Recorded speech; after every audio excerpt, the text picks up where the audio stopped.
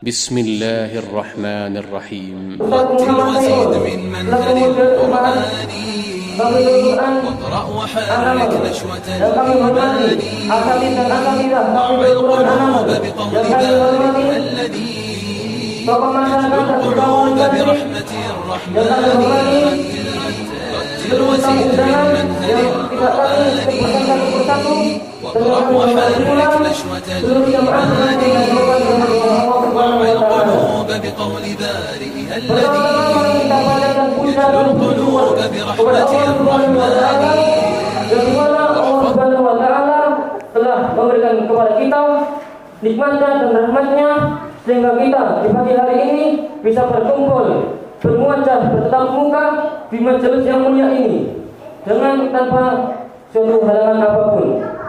Kemudian selawat serta salam semoga selalu tercurahkan kepada uswatun hasanah kita, suri teladan kita yaitu Nabi Muhammad sallallahu alaihi wasallam serta keluarga, sahabat dan orang-orang yang mengikuti sunnah-sunnah beliau hingga yaumil akhir. Selanjutnya perlu diketahui bahwa berdirinya kami di sini atas nama pembawa acara yang akan mengantarkan acara demi acara dari pagi hari sampai siang hari ini. Acara yang pertama yaitu pembukaan. Acara yang kedua pembacaan ayat suci Al-Quran. Acara yang ketiga sambutan dari takmir Masjid Khalid bin Walid. Acara yang keempat acara inti. Acara yang kelima sesi tanya jawab. Dan yang acara keenam yaitu doa dan penutup. Assalamualaikum warahmatullahi wabarakatuh. Waalaikumsalam. A'udzu billahi minasy syaithanir rajim. Bismillahirrahmanirrahim. Alif Lam Mim Shad. Kitabun unzila ilaika fala yakun fi sadrika harajun minhu litundira bihi wa dzikra lil mu'minin. Ittabi'u ma unzila ilaikum min rabbikum wa la tattabi'u min dunihi awliya qalilan ma tadhakkarun. Wa kam min qaryatin ahlaknaha fajaa'a ba'suna bayatan aw hum qailun. Fama kana da'wahum idh ja'ahum ba'suna illa an qalu inna kunna zalimin. Falanas'alanna alladhina ursila ilayhim wa lanas'alanna al-mursalin. Falanaqussanna 'alayhim bi'ilmin wa ma kunna ghaibin. Wal waznu yawma'idhinil haqq. Faman thaqulat mawazinuhu faulaika humul muflihun. Wa man khaffat mawazinuhu faulaika alladhina khasiru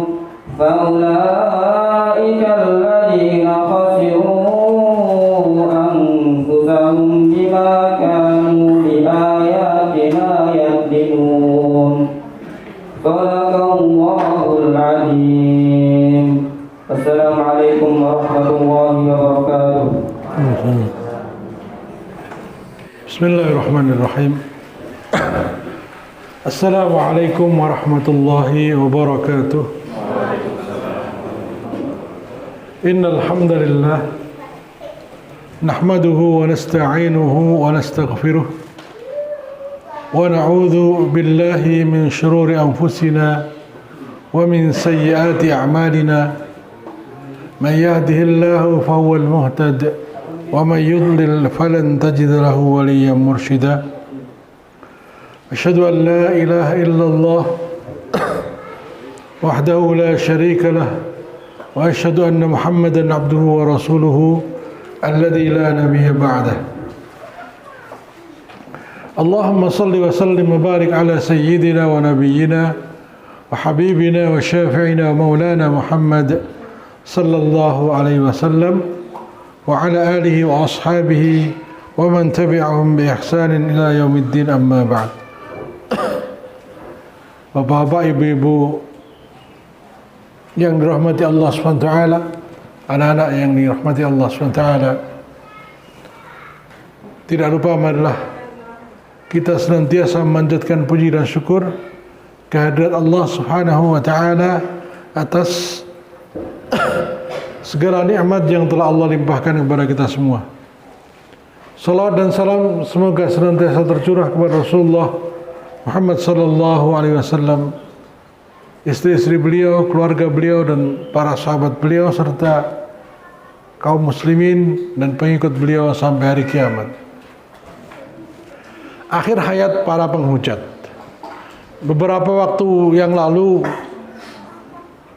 dan sampai hari ini masih terjadi protes di mana-mana kaitannya dengan pembakaran Al-Quran yang dilakukan oleh Rasmus Paludan yang fotonya ada, sehingga kaum muslimin banyak yang melakukan protes di berbagai belahan dunia.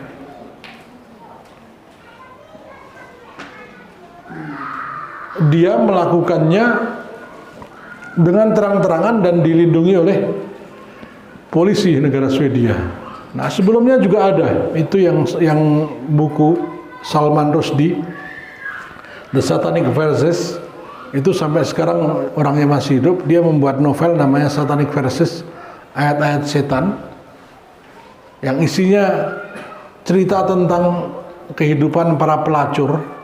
Nah, nama-nama pelacur itu adalah nama-nama istri Rasulullah Muhammad SAW. Ya, Aisyah, Khadijah itu sebagai nama pelacur. Itu Salman Rushdie. Nah, yang paling atas itu Mustafa Kemal Pasha atau Ataturk. Dia yang menghancurkan khilafah Bani Turki Utsmani tahun 11 Maret 1924, dan sejak dia berkuasa azan di Turki dilarang menggunakan bahasa Arab. Pengajaran Al-Quran dilarang, wanita-wanita muslimah tidak boleh menggunakan jilbab di tempat-tempat resmi, sekolah, kantor, semua dilarang. Ya. Bahkan ada seorang Perdana Menteri namanya Adnan Menderes yang dia ingin mengembalikan azan yang sudah sekian puluh tahun dengan bahasa Turki, beliau ingin mengembalikan ke bahasa Arab. Beliau langsung dipenjara dan dihukum gantung. Namanya Adnan Menderes. Itu seorang Perdana Menteri loh. Dia dihukum gantung karena mengganti azan dari bahasa Turki menjadi bahasa Arab. Nah, tindakan itu kan mengubah azan itu sudah bagian dari penghinaan kepada syariat Allah SWT.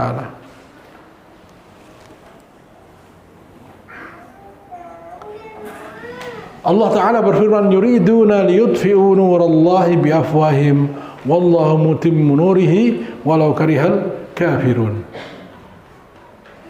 Mereka ingin memadamkan cahaya Allah dengan mulut, dengan tipu daya, dengan tulisan, dengan berita, ya, dengan video-video mereka. Tetapi Allah justru menyempurnakan cahayanya walaupun orang-orang kafir membencinya. Ya, ini adalah makar orang kafir itu. Allah gambarkan agama Allah, syariah Allah sebagai cahaya. Sedangkan kekufuran, kemusyrikan adalah kegelapan.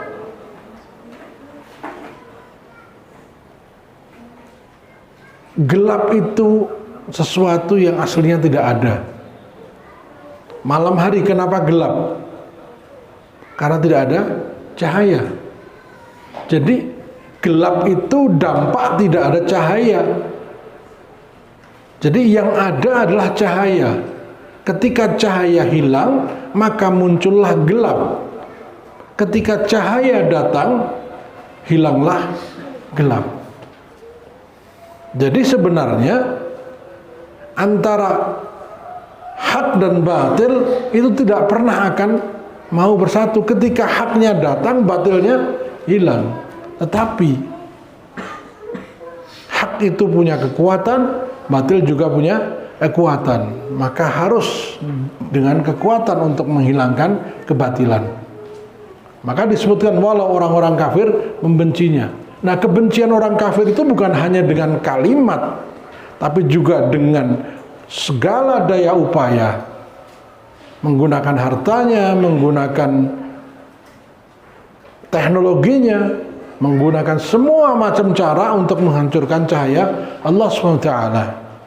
Ya, mudah-mudahan ke depan ada waktu untuk menjelaskan tentang Ghazwul Fikri atau perang pemikiran, sehingga kita tahu bahwa anak-anak kita, remaja kita itu menjadi target untuk dihancurkan pola pikirnya, dihancurkan akhlaknya, dihancurkan adabnya. Ada 3 cara menyerang Islam. Ya, yuriduna liyudfi'u nurallah, memadamkan cahaya Allah biafwahim, dengan mulut mereka. Ini yang bukan dengan peperangan fisik. Ada 3. Yang pertama, pembunuhan karakter. Karakter itu sifat, karakter itu watak, karakter itu ciri-ciri. Jadi, ada 2 macam. Yang pertama, kill the message, bunuh pesannya. Yang kedua, kill the messenger, bunuh pembawa pesan. Bukan dibunuh, ditembak, bukan. Hancurkan pesan, hancurkan pesannya. Pesan yang dibawa para nabi adalah kitab-kitab Al-Quran, Taurat, Injil. Nah, hari ini agama yang dibawa Rasulullah adalah Islam. Sumbernya adalah Al-Quran dan hadis. Maka cara mereka menghancurkan Islam adalah dengan menghancurkan pesan dalam Al-Quran, menghina ayat-ayat Al-Quran, menghina syariah Islam, ya, menghina ajaran Nabi Muhammad SAW, menghina hadis-hadis Nabi Muhammad SAW, menggambarkan bahwa Islam itu buruk dan sebagainya. Islam itu ketinggalan zaman, Islam itu tidak adil, Islam itu anti dengan modernitas dan sebagainya. Jadi pesan atau inti ajarannya yang dibunuh, ya, dihancurkan, dirusak. Yang kedua, pembawanya. Dalam surat Al-Dzariyat disebutkan, kadzalika ma atallahu min qablika min rasulin illa qalu sahirun aw majnun. Demikianlah, tidaklah Allah turunkan sebelum kamu satupun rasul kecuali mereka orang-orang kafir akan mengatakan sahir, ini adalah tukang sihir, aw majnun atau orang gila. Jadi sejak zaman Nabi Nuh alaihissalam, orang-orang kafir selalu menjuluki para nabi dengan 2 julukan. Kalau bukan dengan istilah tukang sihir, yaitu yang kedua orang gila. Supaya orang jangan percaya, orang gila kok diikuti. Nah, sama hari ini para ulama yang lurus dituduh teroris, dituduh radikal. Itu cara membunuh apa? The messenger, pembawa pesan. Nah, sedangkan pesan yang dibawa yaitu Islam digambarkan dengan radikal, tidak tolerans, ya, dan sebagainya. Ketinggalan zaman. Nah, memang sebagaimana kata Syekh Muhammad Abduh, al-Islamu mahjubun bil muslimin. Indahnya Islam itu tertutupi oleh sikap kaum muslimin. Yaitu kaum muslimin itu sekarang itu pemalas. Malas baca. Ini penyakit di mana-mana. Ya. Coba tanya kita sendiri, ada berapa buku tafsir yang ada di rumah? Ada berapa buku hadis di rumah? Ada berapa buku sirah di rumah? Kalaupun ada, sudah selesai baca atau belum? Umat yang nabinya diangkat menjadi nabi bukan dengan perintah salat, bukan dengan perintah zakat, bukan dengan perintah haji, tapi dengan perintah apa? Bacalah. Umatnya nggak suka baca. Padahal membaca adalah pintu ilmu, membaca pintu dunia, membaca pintu teknologi. Nah, akhirnya yang terjadi apa? Kita ini kayak gusaun ka gusais sail, buih banyak tapi nggak punya kekuatan, diombang-ambingkan terus. Sampai kapan? Ya sampai umat ini mencintai membaca, sampai umat ini tepat waktu, sampai umat ini disiplin. Begitu. Dari mana dimulai? Dari diri kita. Dari mana memulai? Ya dari sekarang. Selama tidak ada niat itu, selamanya kaum muslimin akan menjadi sebagaimana sabda Nabi, yushiku an tatada'al umamu kama tatada'al akalatu ala qas'adiha. Hampir-hampir kalian nanti akan dijadikan rebutan oleh seluruh bangsa, oleh seluruh manusia, sebagaimana orang-orang kelaparan berebut makan di atas meja makan. Sudah terjadi kan? Sudah terjadi. Bagaimana bangsa Indonesia yang begitu kaya raya, tapi rakyatnya miskin. Coba. Kita ini tidur di atas emas, tidur di atas minyak, tidur di atas nikel. Coba. 400 triliun nikel kita itu diambil Cina tiap tahun. Bayangkan. Padahal nikel adalah bahan untuk baterai lithium yang paling banyak. Dan setelah nanti batu bara habis, minyak habis, kendaraan semua pakai lithium. Maka jauh sebelum dikuasai orang, Cina menguasai Indonesia dulu. Tuh. Kita nggak ngerti. Coba. Emas di Papua itu dulunya gunung, Pak, Ibu.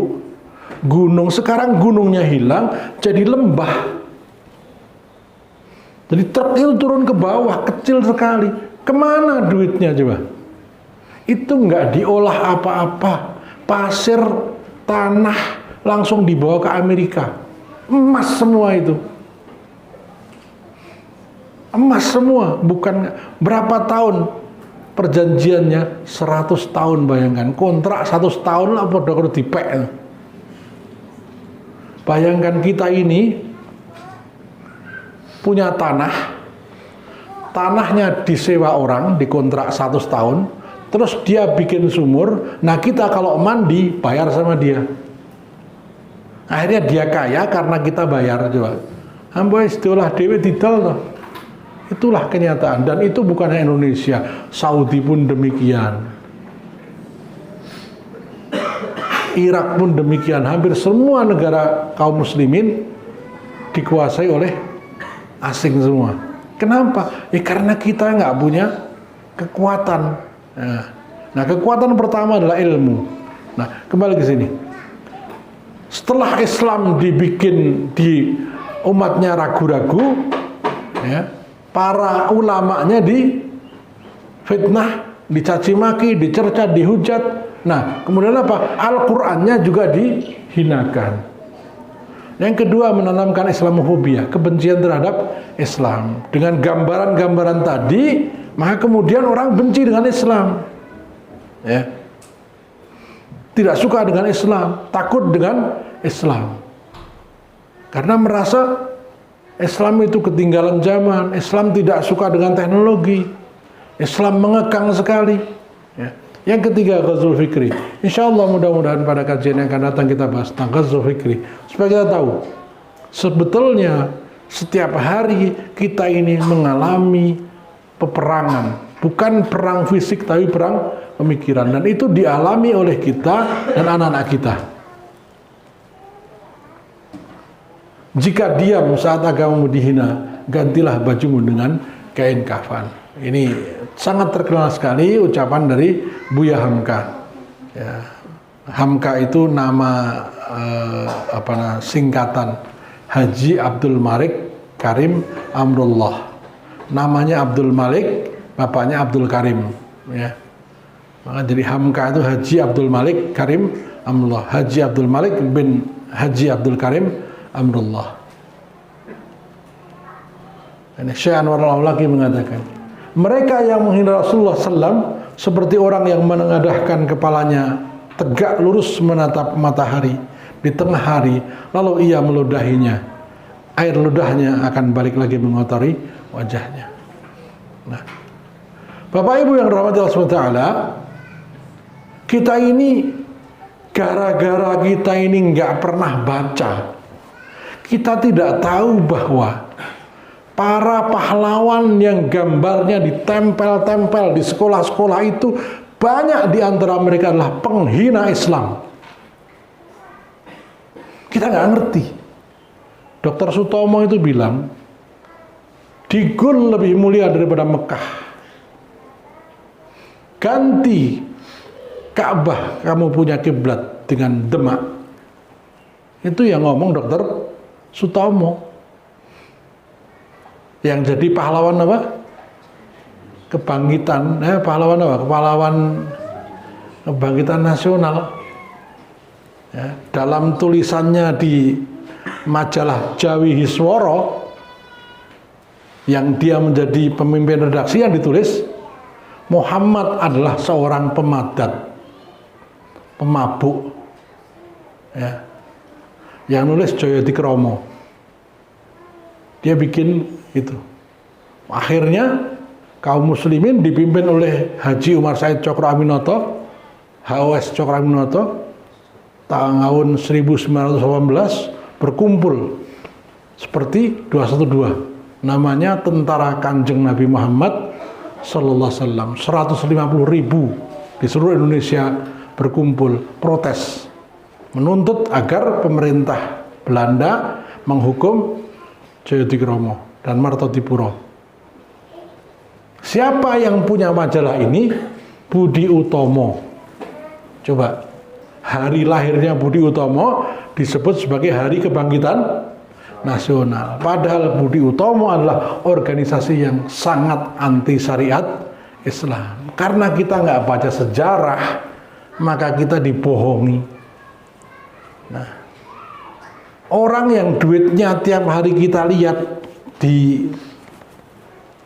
orang yang fotonya tiap hari kita lihat di duit warna merah, itu adalah orang yang sangat anti dengan syariat Islam. Tanggal 17 Agustus dia ganti proklamasi, teks proklamasi. Saya tanya, mungkin sudah pernah saya sampaikan di sini. Saya tanya, Mas, tadi mau jadi pembawa acara, persiapannya kapan?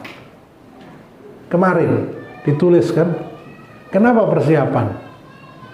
Supaya lancar ya. Nah, Mau jadi pembawa acara aja persiapan. Lah kok mau proklamasi, ora siap-siap.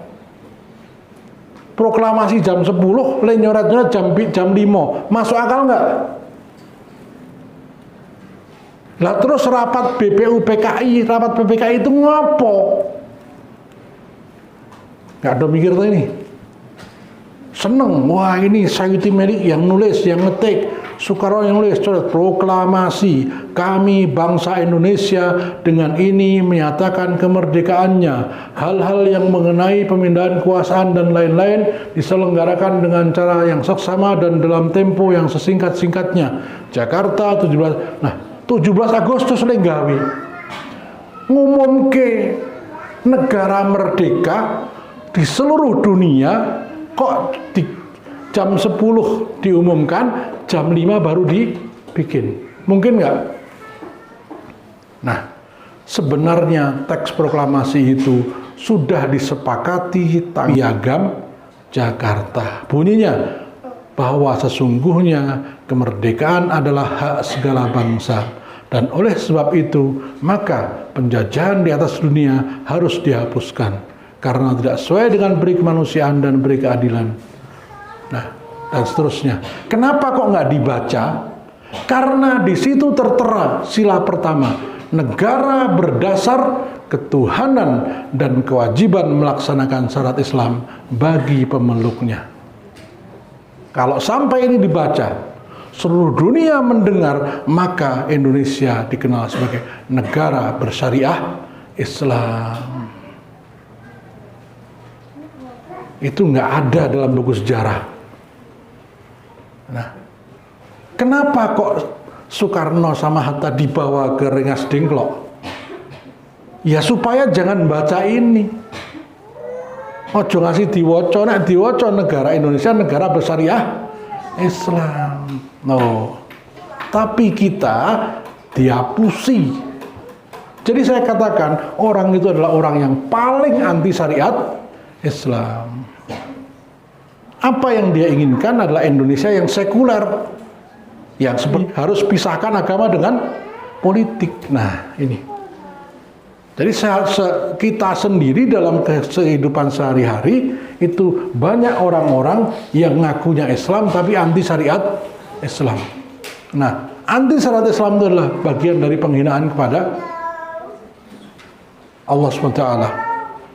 Bapak Ibu yang dirahmati Allah SWT,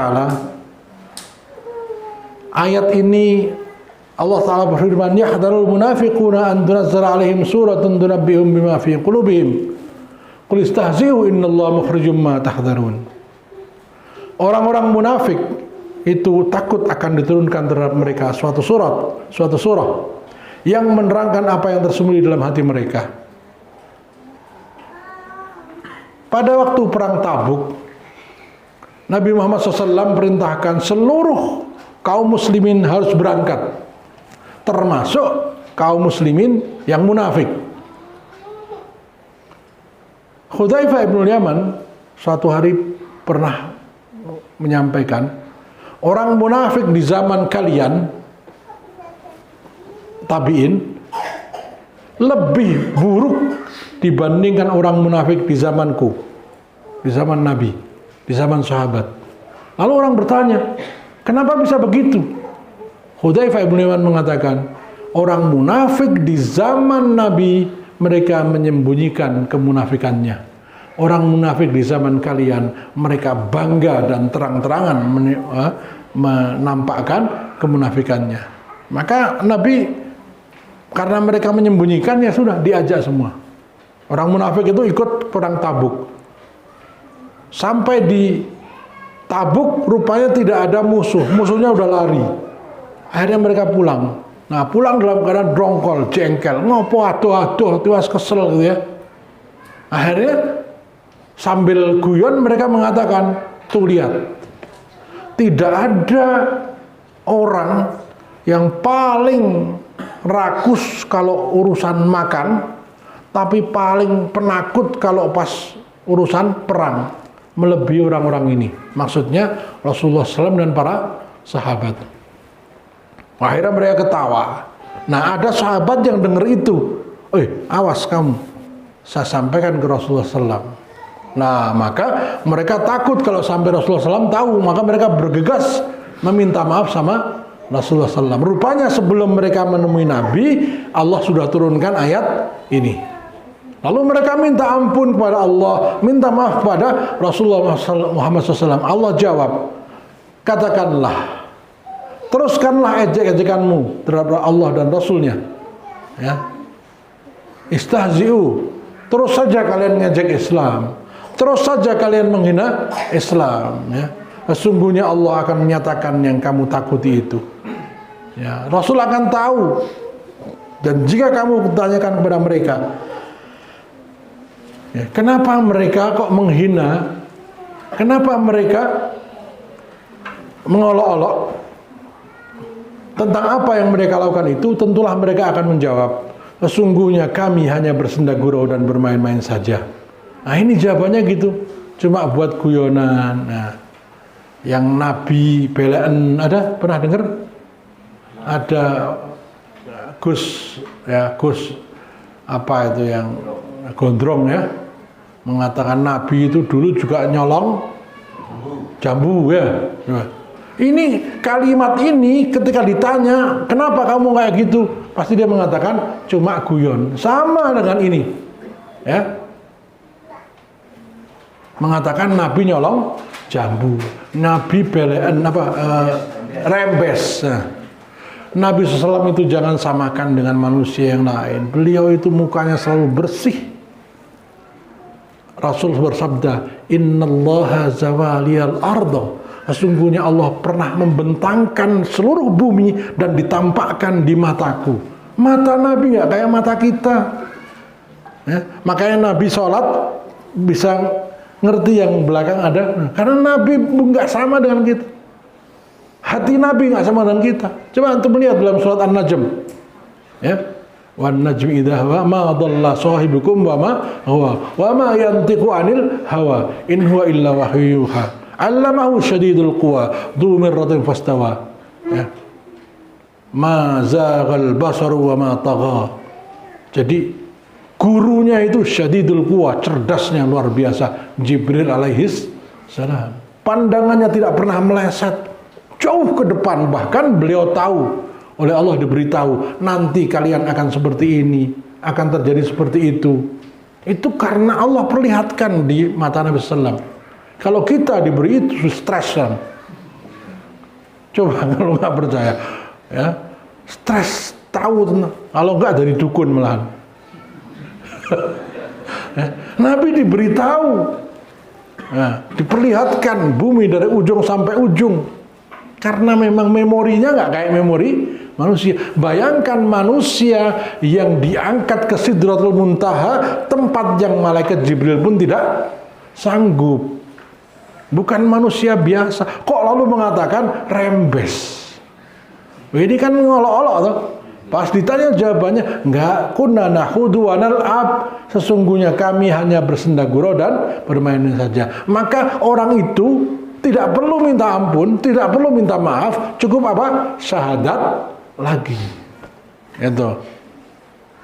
Katakanlah ini, kalau ada orang yang berani-berani menghina Rasulullah, menghina Al-Quran, menghina Allah, ya, sampaikan, sudah, kamu syahadat lagi. Kamu syahadat lagi. Pernah dengar nggak orang mengatakan rawa ponang rokok, malah kancane artis gitu ya? Nah, itu nggak usah suruh minta ampun, moco syahadat meneh. Karena istihza bidinillah namanya, itu meremehkan agama Allah. Sedangkan Rasulullah begitu takutnya dengan neraka, para nabi begitu khawatirnya dengan neraka. Lah kok ini malah ngenyek, ya? Itu.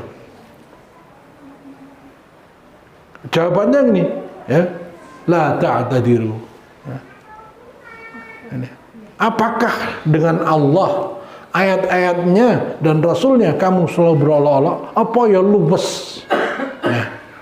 Tidak usah kamu minta maaf karena kamu kafir sudah beriman. Coba kalau nggak percaya, dicoba. Kalau pas malam satu suro di Solo itu ada nama Kerbo Bule. Dulu namanya Kiai Slamet, tapi Kiai Slametnya sudah mati, terus nggak tahu Kiai Rebu atau apa. Ya. Itu setiap satu suro keliling Keraton Mangkunegaran, dia di depan, yang di belakang itu topo bisu, orang itu ngomong. Nah, ini kenyataan. Nah, setiap kali kebo itu jalan, itu yang di kiri kanan tuh pada bawa makanan, monggo Kiai dipun kersakaken. Nah, ini nek Kiai nang Solo iki rapati pinter ngaji, melarang nggo kelambi barang. Ya. Kiai namanya Kiai Slamet waktu itu dia. Nah, coba kalau berani menghina kerbau ini, kalau nggak ditawur wong sak Solo yang itu, kalau yang Solo yang bagian yang bagus ya nggak. Paling orang itu kan marah semua. Ya. Coba keris apa yang naga sosor sabu intene wis digadekke. Garis sabuke. Itu kemudian ditaruh di bawah, marah dia. Sirah Muhammad bin Maslamah. Nah, ini kisah tentang peristiwa orang yang menghina Nabi Muhammad SAW. Saya tidak bacakan, nanti bisa di-share, saya langsung jelaskan. Suatu hari setelah perang Badar, ternyata kaum muslimin menang. Nah, seorang pimpinan Yahudi Bani Quraidah namanya Ka'ab bin Ashraf mendengar, dia sebenarnya marah ketika Nabi Muhammad diangkat menjadi pimpinan di Madinah. Dia berharap dia menjadi pemimpin. Ternyata orang-orang Madinah mengangkat Rasulullah sebagai pemimpin dan di situ diterapkan syariat Islam. Maka dia marah sekali. Lalu dia berharap ketika umat Islam mengadakan jihad perang Badar, dia sudah ngitung jumlah umat Islam cuma 313, jumlah orang Quraisy berapa? 1000. Hitung-hitungan dunia, hitung-hitungan dia sebagai orang kafir mesti kalah. Ya mungkin sekarang totoan barang gitu ya, taruhan.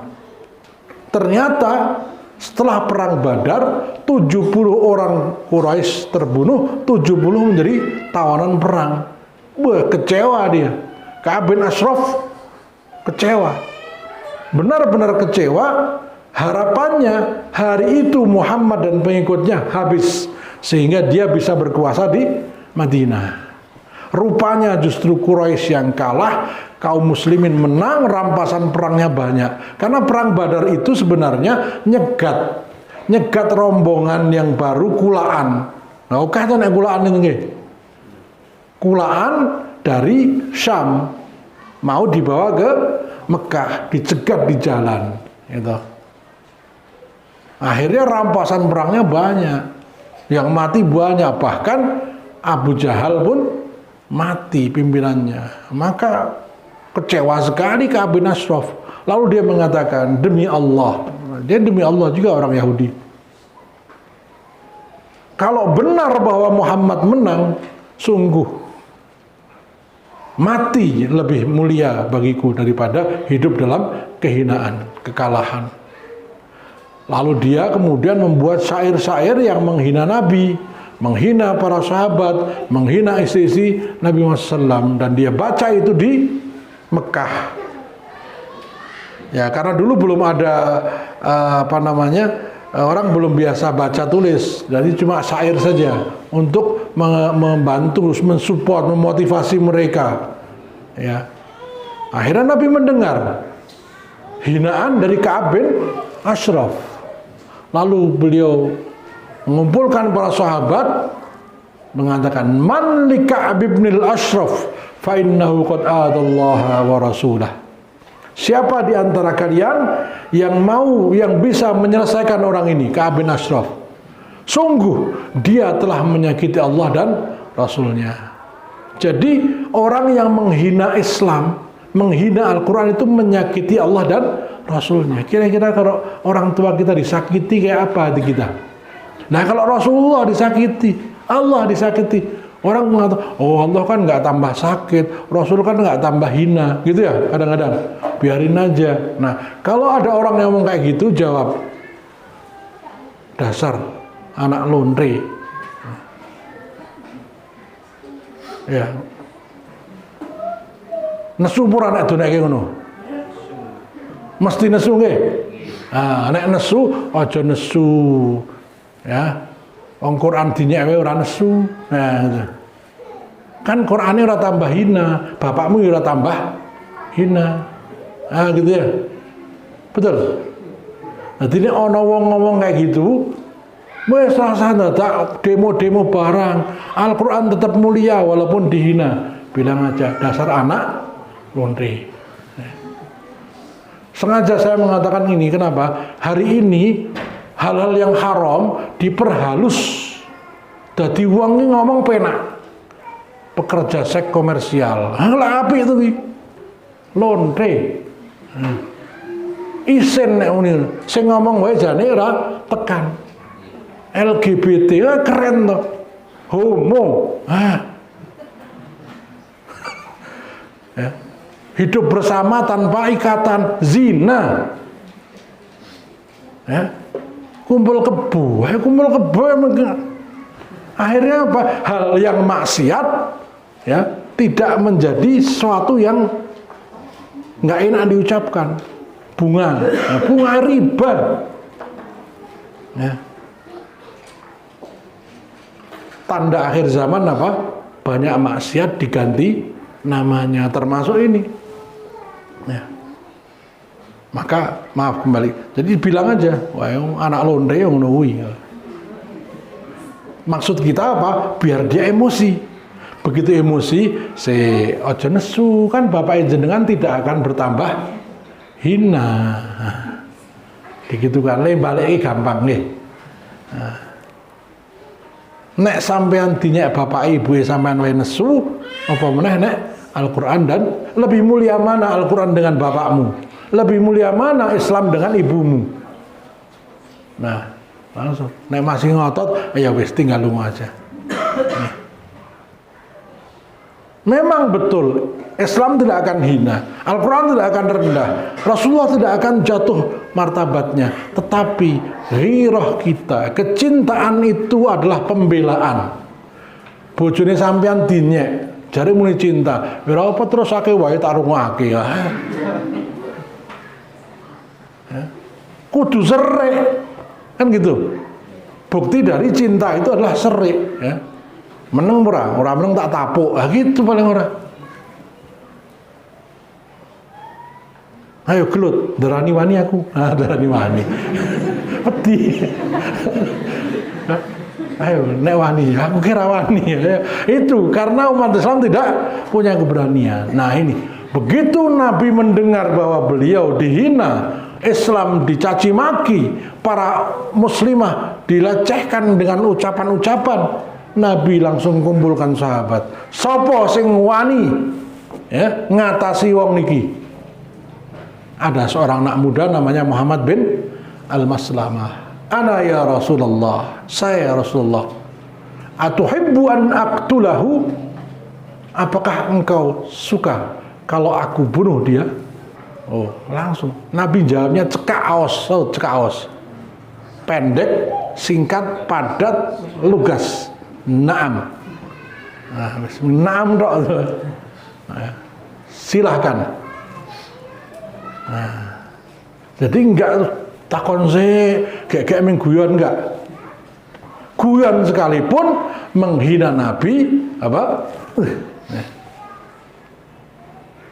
Bahkan ketika dulu Nabi dihina, ketika mengirimkan apa? Surat ke Kisra. Suratnya dirobek-robek. Apa jawab kata Nabi ketika mendengar wah suratnya dirobek-robek? Demi Allah, Allah akan merobek-robek kekuasaannya seperti ia merobek-robek suratku. Bapak Ibu yang dirahmati Allah dan aku yang dirahmati Allah SWT, sabda Nabi itu banyak orang yang salah mengartikan. Seakan-akan itu kon nunggu Allah ngerobek-ngerobek. Bukan begitu. Itu bahasa halusnya Nabi.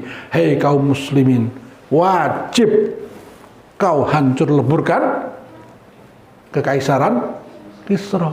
Koyo deing merubek-rubek suratku. Makanya Umar bin Khattab begitu jadi Abu Bakar tidak sempat melakukan, karena Abu Bakar itu disibukkan untuk memerangi orang-orang yang murtad sampai beliau wafat.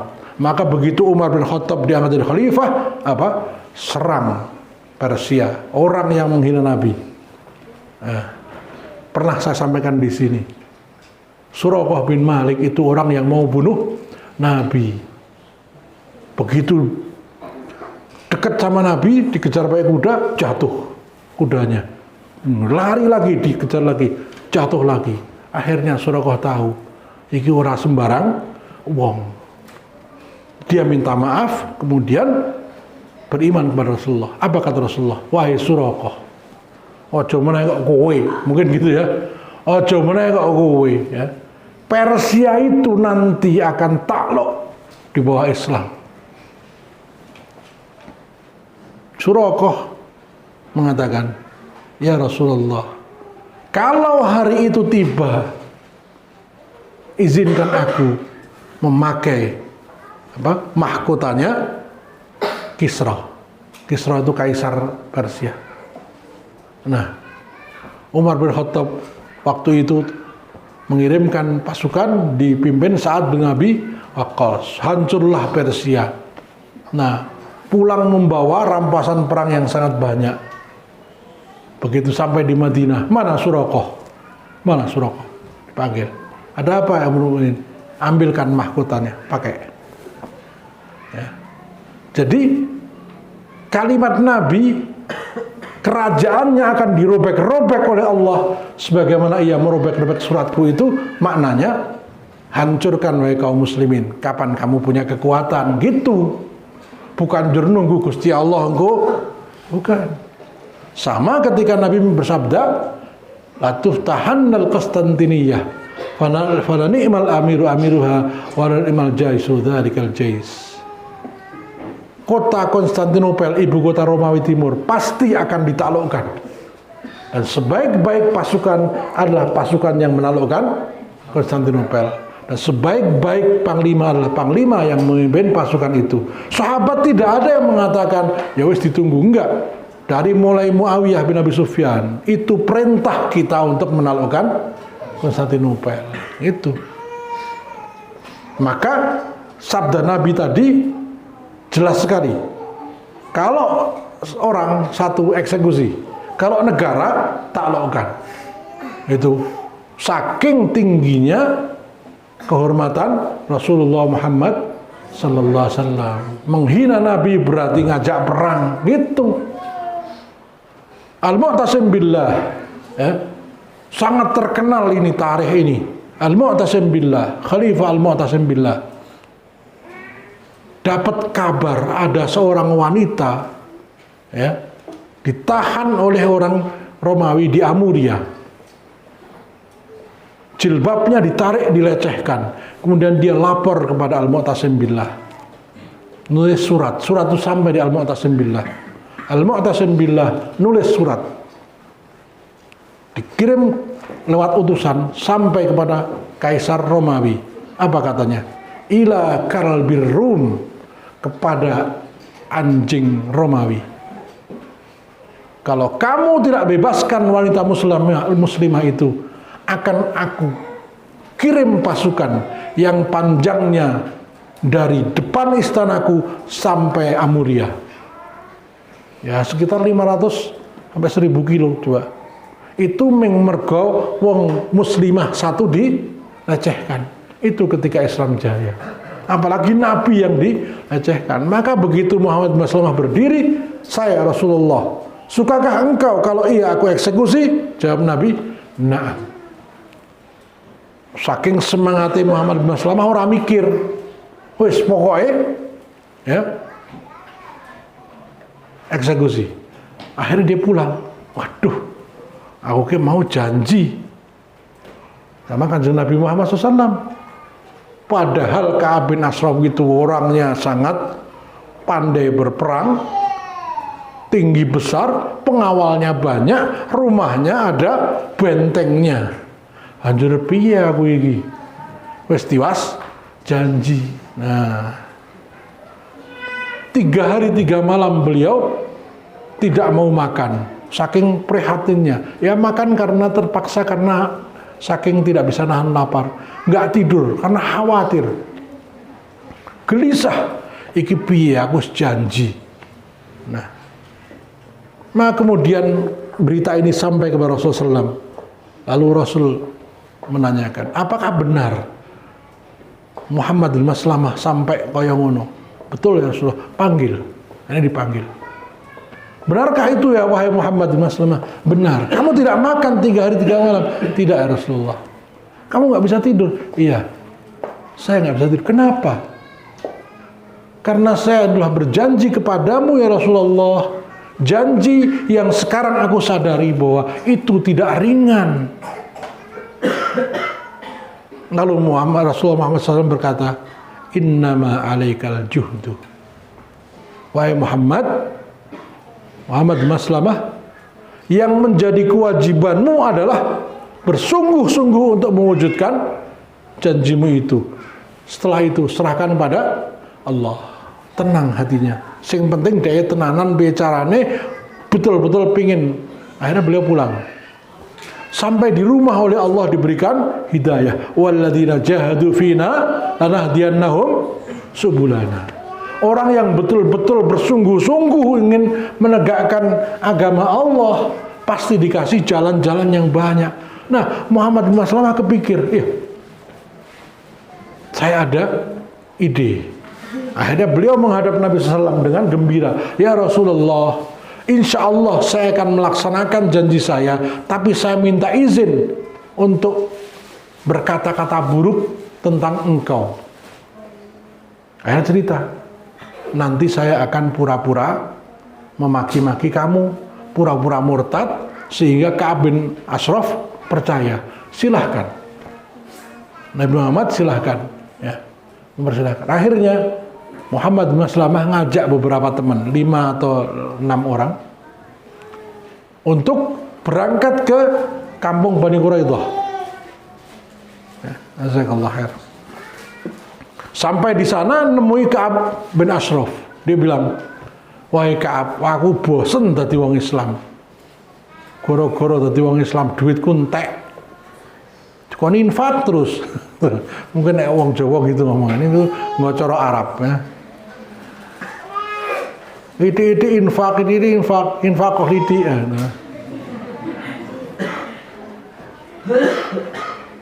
Dia ucapkan kalimat-kalimat supaya Ka'ab bin Ashraf percaya bahwa ini bosen dadi wong Islam.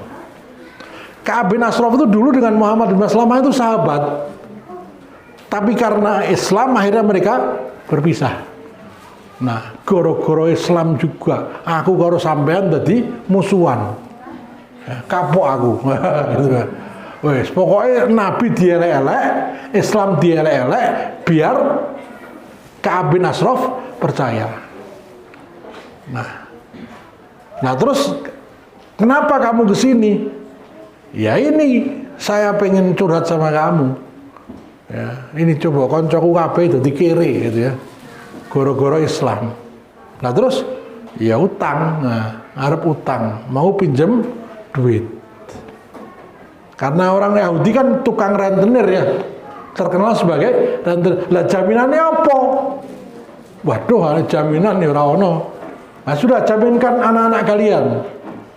Kata Muhammad bin Maslamah, apa kata mereka nanti kalau tahu bahwa mereka dijaminkan oleh orang tuanya untuk jaminan utang? Itu aib. Nah terus apa? Ya apa ya? Nah, Muhammad bin Maslamah pura-pura nggak tahu. Sama Ka'ab bin Ashraf dikatakan, ya gitu, kalau gitu istri kalian aja buat jaminan. Nah Muhammad bin Maslamah mengatakan, wah ojo, sampeyan ini wong paling ganteng sak Medina. Wah nek bojoku di jaminan, wah nek kepencot, wah cilaka mencet. Entah alas nek ngomah tuh. Wah, sampean yang ganteng ra umum sih, malah titip ke bojone. Enggak, jangan. Nah terus apa? Gini aja, saya kan sudah nggak pengen perang lagi. Gimana kalau senjata-senjata kami saya jaminkan? Nah, pedang, tombak, panah, perisai semua tak jamin kewis. Surah kanggo saiki. Kamu buat jaminan utang. Padahal kenapa? Muhammad bin Maslamah kalau dia bawa senjata pasti dicurigai mau bunuh. Makanya biar nggak dicurigai dia bilang gawe jaminan utang sehingga nanti ketika datang lagi ke Bani Quraidah mereka bawa senjata itu nggak pada curiga. Wong iki arep gawe jaminan. Nah akhirnya setuju. Ya sudah, karena yang namanya senjata itu mahal dulu. Ya, itu Nabi SAW itu ya senjatanya paling bagus. Sampailah perjanjian ya, so bengi wae ya. Nah, malam saja supaya waktunya lebih panjang. Nah gitu. Pokoknya dapusi lah gimana caranya. Akhirnya malam hari yang ditentukan Muhammad bin Maslamah dengan teman-temannya menemui Ka'ab bin Ashraf. Wah, nek di sini ya nggak enak. Saya tuh pengen nostalgia.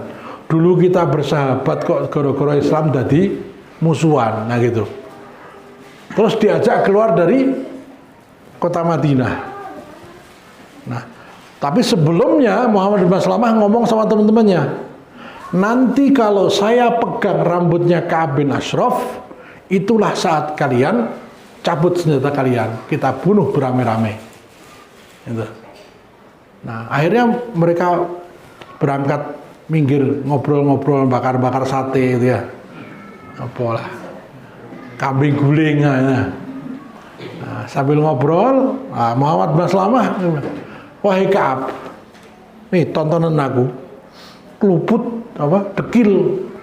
Ya, dulu itu saya kan terkenal rapi kayak sampean itu, tapi gara-gara Islam, pokoknya saya salahke Islam wae gitu ya. Jadi ngelomprot, nah, wis mambu ngelomprot. Nah, kamu itu terkenal wangi, sampai rambutmu pun wangi, kelingan sampean ini apa-apa wangi. Jadi Ka'ab bin Ashraf itu terkenal sebagai laki-laki yang ganteng, ya, dan necis, ya, necis wangi bersih, besus. Nah, besus. Aku jan kangen karo ambune rambutmu. Nah, itu. Mbok jajal tak ngambu gitu. Nah, itu gitu. Nah, dibombong dhisik to. Hati-hati nek dibombong tuh hati-hati. Bar niku diblekake. Nah. Akhirnya nggak curiga, monggo. Nah, maka Muhammad bin Maslamah megang rambutnya Ka'ab bin Ashraf sebagai isyarat. Kan kalau sudah palanya dipegang kan nggak bisa ngapa-apa. Akhirnya dibunuh beramai-ramai. Matilah Ka'ab bin Ashraf, ditinggal pergi. Nah paginya orang-orang Yahudi protes sama Nabi, wahai Muhammad, kamu mengajarkan tentang adab, kamu mengajarkan tentang akhlak, kamu sendiri yang tidak punya adab. Orang Arab itu pantang ngeroyok, ya. Tawuran ya tawuran ning siji lawan siji, tidak ada keroyokan. Perang Badar kan gitu ya. Sebelum perang dimulai apa? Ya, adu satu-satu kan. Ya. Jadi tidak ada yang namanya nginde-inde atau apa, ya nginde atau apa itu ya, ya dari belakang nggak ada, itu adab yang buruk. Orang Arab mengatakan pengecut kayak gitu, apalagi ngeroyok itu pengecut. Nah kamu ngajari kayak begitu, padahal Ka'ab bin Ashraf pemimpin kami tidak punya salah apa-apa sama kamu. Ya. Kok tegomen sampean mata ini dengan cara yang sangat memalukan. Agama apa ini? Kata Nabi, innahu law qarra, sesungguhnya kalau Ka'ab bin Ashraf itu diem seperti kalian ini, kalian memang marah, kalian memang sedih karena kekalahan orang Quraisy, neng meneng merata apa-apa lagi. Tapi Ka'ab bin Ashraf itu menghina kami dengan syair-syairnya, maka siapa saja yang mau niru Ka'ab bin Ashraf, tidak ada hal lain kecuali tak sembelih. Ya, bahasanya gitu ya. As-saif, pedang tak sembelih ya. Jadi gitu. Kalau ada yang berani nyontoh lagi, niru lagi, saya eksekusi. Itu jawab Nabi. Artinya apa? Setelah peristiwa itu, orang yang berani menghina Nabi, hukumannya apa? Eksekusi. Nah, tetapi dalam Islam, keadaan Islam kuat sehingga nggak ada yang berani. Hari ini Islam lemah, orang banyak menghina Islam, tidak ada yang takut, apalagi rezim sekarang ini ya. Begitu banyak di media sosial orang yang berani menghina Islam. Nah, kalaupun dia orang Muslim, dia telah murtad. Dalilnya apa? At-Taubah 64, 65, 66. Itu la ta'tadiru, nggak usah minta ampun sama Allah, nggak usah minta maaf sama Rasulullah. Qad kafartum ba'da imanikum, kalian telah kafir setelah sebelumnya kalian beriman. Kalian kafir setelah beriman. Apa maksudnya? Murtad kan? Nah ini. Maka kemudian Nabi memberikan ancaman, kalau ada yang ikut-ikutan kayak Ka'ab, akan saya eksekusi. Demikian kurang lebih. Maka kalau ini dijelaskan kepada kaum muslimin, maka insya Allah tidak ada yang berani menghina Nabi, menghina syariat Islam, menghina Allah dan Rasulnya.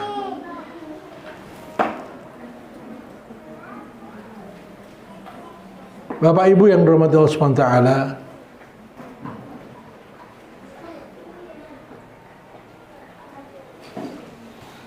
ini sering kita baca, daging ulama itu beracun. Tadi menghina Nabi, menghina Al-Quran, sekarang menghina ulama, boleh tidak? Ya. Tidak boleh, walaupun tidak dalam tingkatan murtad, ya, berbeda. Kalau menghina ulama tidak murtad, tetapi ya, Al-Hafidh Ibnu Qasim, Abul Qasim Ibnu Asakir mengatakan, inna luhumal ulama'i masmumah, bahwasanya daging para ulama itu beracun, ya. Menghibahnya, menghinanya, mengolok-olok, bahkan menyakitinya itu menjadikan kalian bisa mati. Kalau nggak mati nyawanya, mati hatinya. Karena apa? Al ulama warathatul anbiya, ulama itu pewaris Nabi. Rasulullah bersabda, Allah Ta'ala berfirman dalam hadis qudsi, man adali waliyan faqad adantuhu bil harbi. Siapa saja yang menyakiti wali-waliku, maka sungguh ia telah menyatakan perang terhadapku. Imam Nawawi mengatakan, yang dimaksud dengan wali di sini adalah para ulama. Ya, ulama yang lurus tentunya, ya. Ulama yang lurus. Nah, tadi saya sebutkan di awal, cara menghancurkan Islam adalah dengan membunuh karakter para pembawa pesan, para ulamanya. Jadi, kenapa Habib Rizik difitnah melakukan chatting porno? Untuk apa? Supaya umat tidak punya rasa hormat. Kenapa Ustaz Abu Bakar Basir ditulis sebagai teroris? Supaya umat tidak punya rasa hormat pada beliau. Sekarang saya tanya, pada berani nggak Bapak Ibu ini ceramah membahas tentang Ustadz Kartosuwiryo? Jajal tak takon. Membahas tentang Daud Berih, tentang Abdul Qahar Muzakkar. Takut, kenapa? Dianggap pro dengan pemberontak gitu kan. Karena mereka dari dulu mengatakan mereka adalah para pemberontak, mereka adalah para, padahal apa yang terjadi bukan seperti itu. Ya, coba buka sejarah, siapakah Sekar Maji Marijan Kartosuwiryo, siapakah Abdul Qahar Muzakkar, siapakah Daud Berih. Ya. Pasukan yang dikirim ke Padang, pemberontakan PRI Permesta itu akur. Karena apa? Mereka protes terhadap Soekarno yang ingkar janji. Pertama, Soekarno berjanji akan mengembalikan Piagam Jakarta seperti semula, diingkari. Tanggal 18 Agustus Soekarno mencoret kata kewajiban melaksanakan salat Islam dan mencoret kata Islam, beragama Islam dalam pasal tentang presiden. Pasal tentang presiden itu disepakati, Presiden Republik Indonesia adalah warga negara Indonesia asli dan beragama Islam. Itu Undang-Undang Dasar 45 yang asli. Tanggal 18 Soekarno mencoret.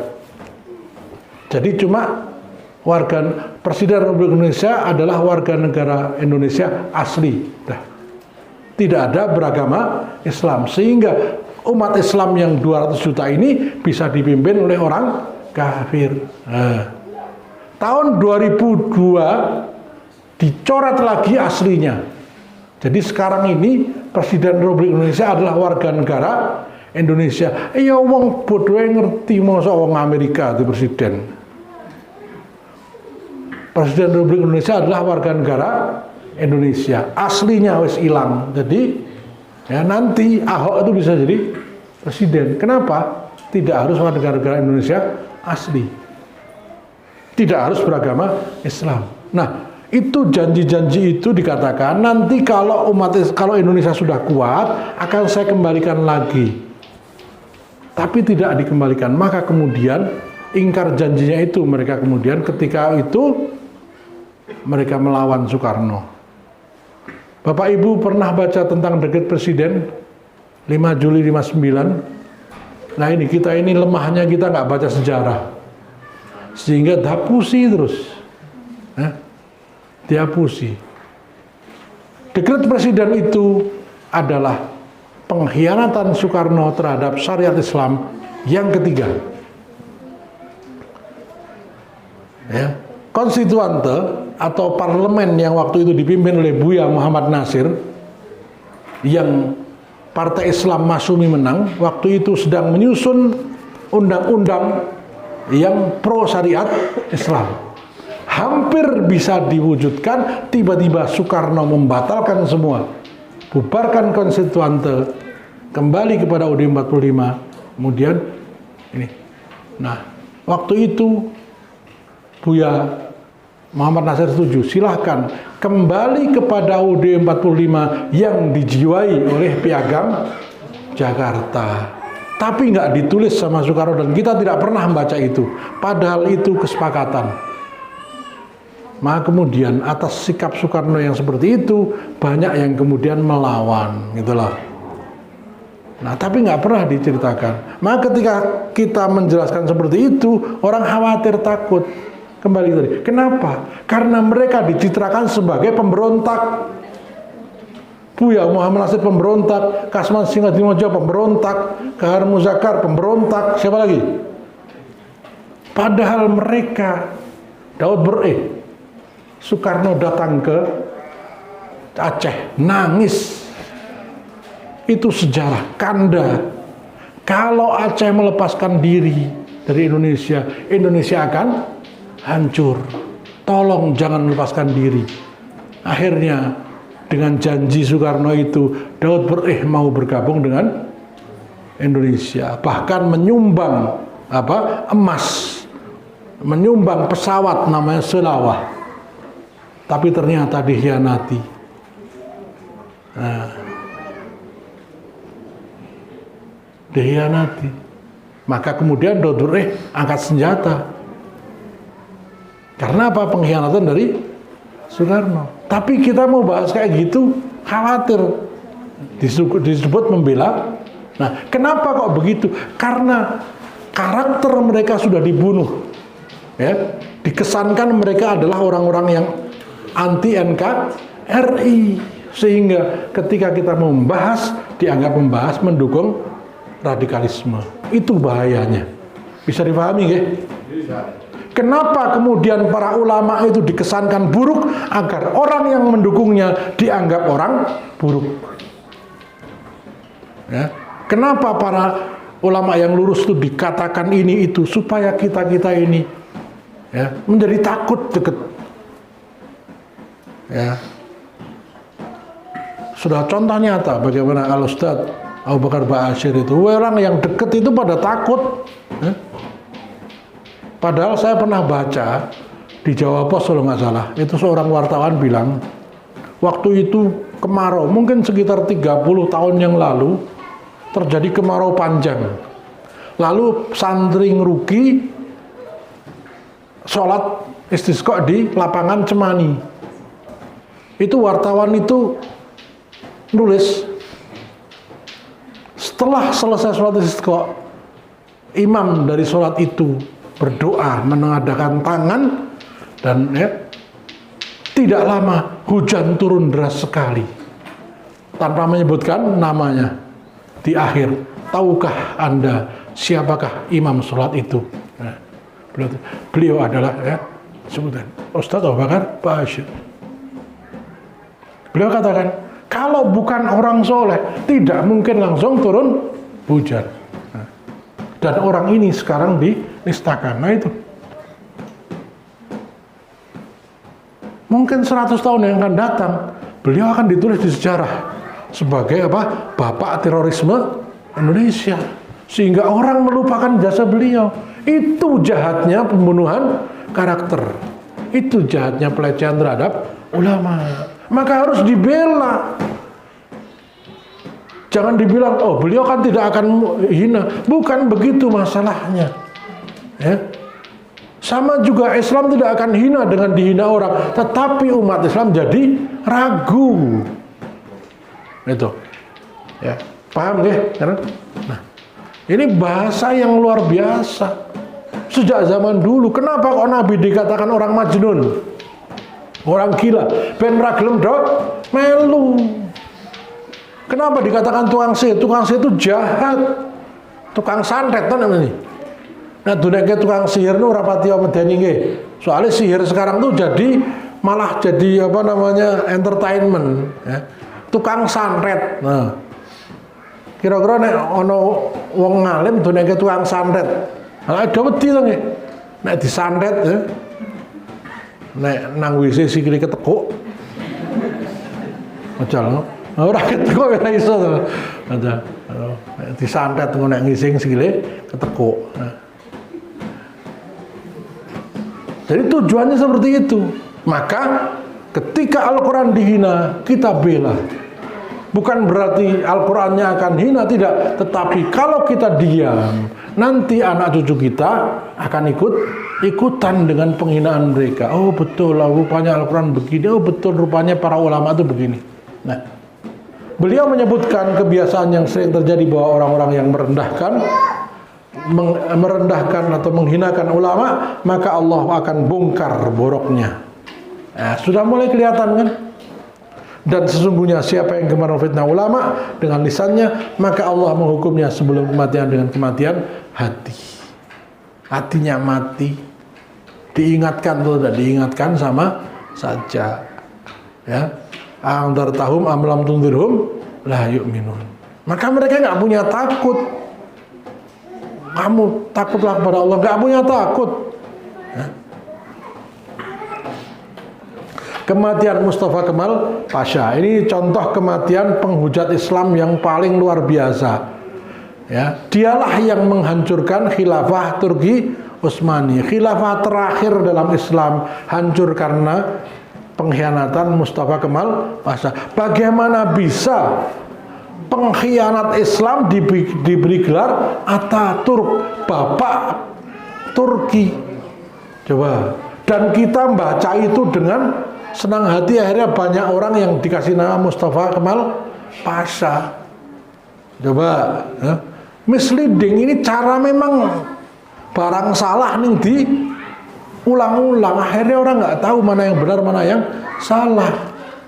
Mustafa Kemal Pasha itu orang Yahudi pura-pura masuk Islam, disusupkan ke dalam gerakan Turki Muda untuk menghancurkan khilafah. Tanggal 11 Maret tanggal 4 Maret 1924 khilafah jatuh runtuh.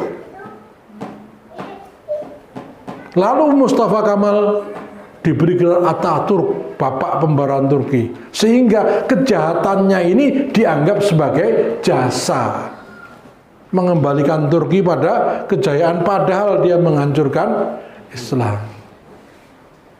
Berapa lama Turki Utsmani menguasai dunia? 600 tahun. Sampai mana wilayahnya? Sampai Austria, Polandia, Bulgaria, Rumania, Montenegro, Slovakia, Ceko, Bosnia, ya, yang semua itu di Eropa Timur. 600 tahun orang-orang Eropa Timur diatur dengan syariat Islam. Lalu muncullah pengkhianat. Memang Islam tidak pernah kalah melawan musuh orang kafir. Islam kalah karena pengkhianat para munafik. Ya. Nek saiki jenenge londo ireng. Nah. Londone telu, tapi londone ireng 100 gitu. Londo ireng. Nah, Mustafa Kemal Pasha diceritakan dia sakratul maut sasi, nyawane dicabut balik ke mundulap gitu ya. Bayangkan kalau sakratul maut itu kenapa kok sakit? Saya tanya, orang yang bisulan atau sing rada cilik kukulan ya, diplotot lara mboten. Kenapa kok sakit? Karena ada saraf di situ ya. Bayangkan kalau seluruh tubuh dicabut, ya, ngeri saja sakit, apalagi nyawanya dicabut. Dan itu orang sudah cabut balik era situ. Wes bengak-bengok balik kayak mana? Sesasi kayak gitu. Teriak-teriak sampai hanya orang ketakutan, dia ditinggal sendiri. Mati dalam keadaan dihinakan oleh Allah SWT. Bahkan 9 hari 9 malam orang disolati. Karena saking bencinya dia terhadap Islam. Apa yang dilakukannya? Begitu dia menghancurkan khilafah Islam, dia menjadi presiden Turki, azan dilarang pakai bahasa Arab. Ya. Al-Quran tidak boleh diajarkan. Kaum muslimah tidak boleh pakai jilbab di tempat-tempat resmi. Kalau di rumah silakan, tapi di sekolah semua lepas jilbab. Di kantor lepas jilbab. Ya. Bahkan tadi saya ceritakan Adnan Menderes itu setelah Mustafa Kemal mati, 40 tahun setelah Mustafa mati, itu masih, bahkan sampai hari ini Turki itu masih sekuler seperti itu. Ya. Walaupun Erdogan itu dukung Islam, tapi Turki masih tetap sekuler. Saking sekulernya begitu, jadi dipisahkan antara agama dengan negara. Nah, Indonesia mau nurut kayak gitu. Soekarno dalam tulisannya dalam buku Di Bawah Bendera Revolusi itu memuji-muji sundul langit terhadap Mustafa Kemal. Silakan baca sendiri bagaimana dia memuji Indonesia itu harus seperti Turki. Maka saya katakan ya, Soekarno itu podo karo Mustafa Kemal ini, anti syariat Islam. Cuman dia tidak berani menghadapi kaum muslimin. Mustafa didukung Yahudi langsung itu. Ya. Ini. Akhirnya hari ke-9 baru dimakamkan. Gitu. Ini makamnya sekarang jadi apa namanya? Museum kayak gitu. Itu makamnya Mustafa Kemal Pasha. Memang di dunia dia kelihatan kayak itu, tapi sebetulnya dia adalah orang yang sangat membenci Islam. Akhir hayat para tokoh anti syariat Islam. Saya sengaja sampaikan ini karena ini sejarah. Pak Ustadz kok berani-berani menceritakan tentang Soekarno. Nah, Soekarno itu disidang kok. Disidang oleh apa namanya mahkamah luar biasa kan.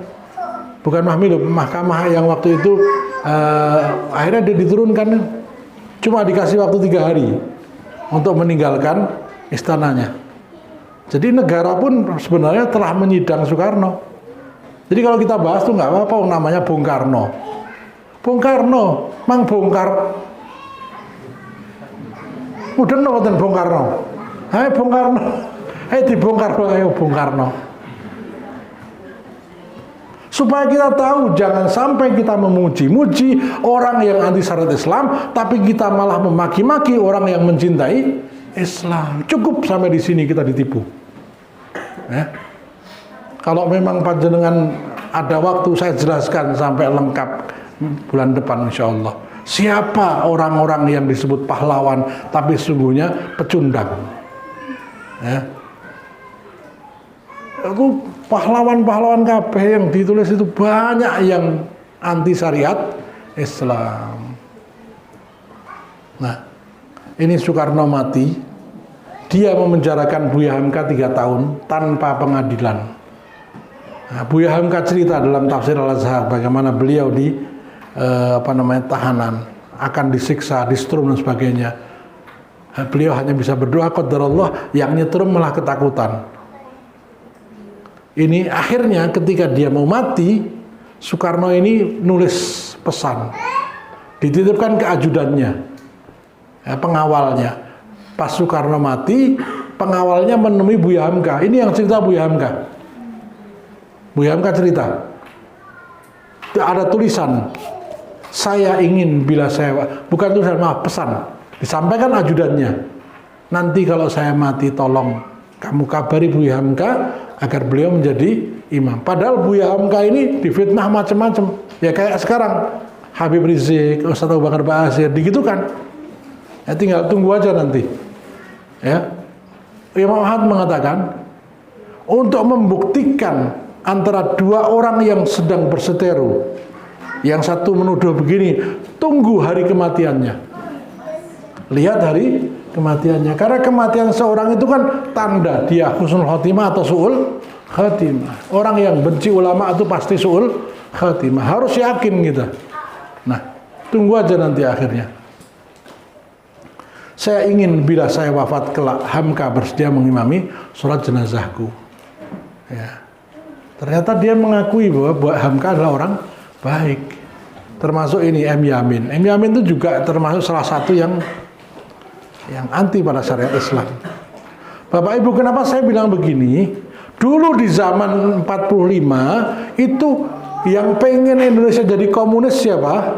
Sosialis siapa? Soekarno, Hatta, Syahrir, M. Yamin. Itu semua adalah kader-kader partai sosialis. Mereka belajar dari orang-orang ateis.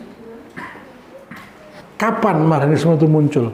Tahun 1920. Ketika Soekarno kuliah di ITB, waktu itu belum ITB. Dia datang ke Dayakolot, sebuah tempat di Bandung. Ya. Dia lihat ada seorang petani miskin. Ya. Tanahnya punya sendiri, bibitnya dia sendiri, nggak kaya-kaya. Lalu dia bertanya, Pak, namanya siapa? Marhen. Maka jadilah Marhenisme, yaitu apa?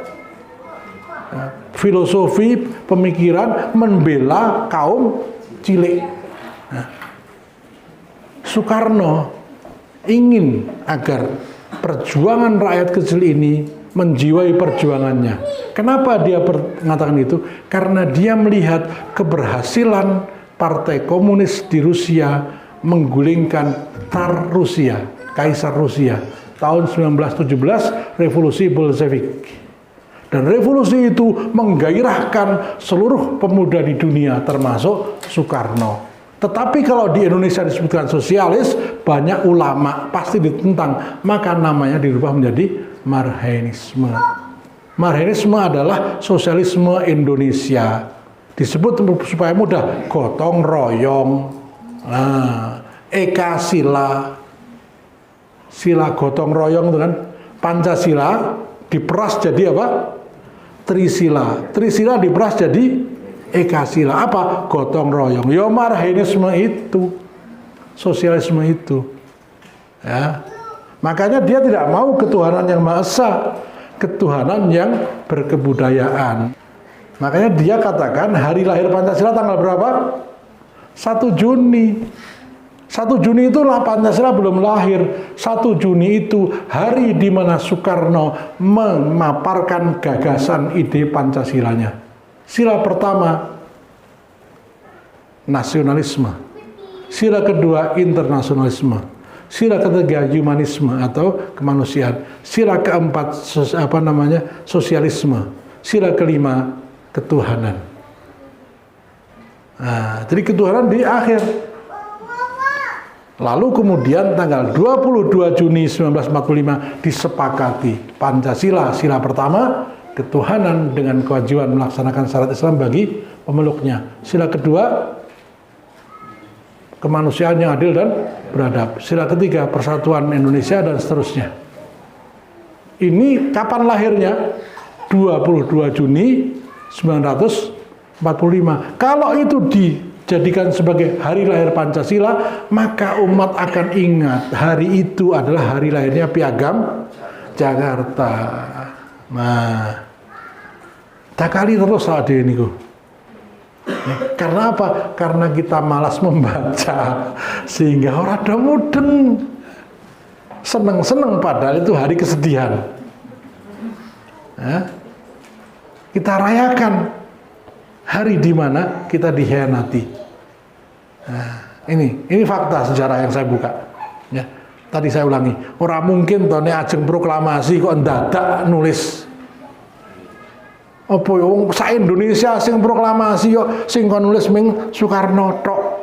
Anjir wong liya dagep napa? Njur rapat ngasih rapatut kuwi. Rapat ngasih rapatut. Dari mulai kapan BPUPKI? Ya, bulan April sudah berdiri. Akhirnya jadi PPKI bulan Agustus, lahirlah Piagam Jakarta. Jadi sebenarnya Piagam Jakarta adalah naskah draft teks proklamasi. Coba kalau nggak percaya dibuka, bahwa sungguhnya kemerdekaan adalah hak segala bangsa. Maka saya umumkan kemerdekaan kan itu oleh bukan kami bangsa Indonesia itu dadak jam 5 digawe, jam 10 diumumke. Tidak mungkin. Ya, kalau mungkin itu sangat, apa yang terjadi sebenarnya? Teks itu disimpan oleh Hatta. Ketika ditanya, ketelingsut. Nah, lali ledeleh gitulah. Akhirnya sudah gawe ini aja, itu. Nah, ini Bapak Ibu yang rahmati Allah, atas itulah maka Indonesia jadi kayak gini. Islam dimusuhi, pendidikan kita, pendidikan pro sekuler, jajal. Sekolah jam 1 tekan jam 7 tekan jam 1, agama ming strong jam seminggu. Mau jadi orang beriman kayak apa? Nek cuma 2 jam seminggu itu geng mulang Quran ra cukup, akidah apa meneh, akhlak njur apa sing diwarake. Itu. Coba kalau sila pertamanya seperti melaksanakan syariat Islam, pasti pendidikannya pun pendidikan Islam. Oh, ketoke sing dicorek itu sepele, ning dampaknya sangat luar biasa. Demikian, mudah-mudahan bermanfaat. Ini gambar Soekarno lagi disolati oleh Buya Hamka. Ya. Dalam sebuah ceramahnya bisa dilihat di Facebook saya, Abu Izzuddin, itu Soekarno bilang, kalau kalian mengaku anak Soekarno, saya tidak mau mengakui anak yang tidak kiri. Apa maksud kiri? Sosialis. Ya, kiri, ayo abangan ya sekarang ya. Itu kalimatnya jelas sekali. Kita tutup kajian pada siang hari ini dengan doa kafaratul majlis. Subhanakallahumma wa bihamdika asyhadu an la ilaha illa anta astaghfiruka wa atubu ilaik. Jazakumullah khairan. Assalamualaikum warahmatullahi wabarakatuh.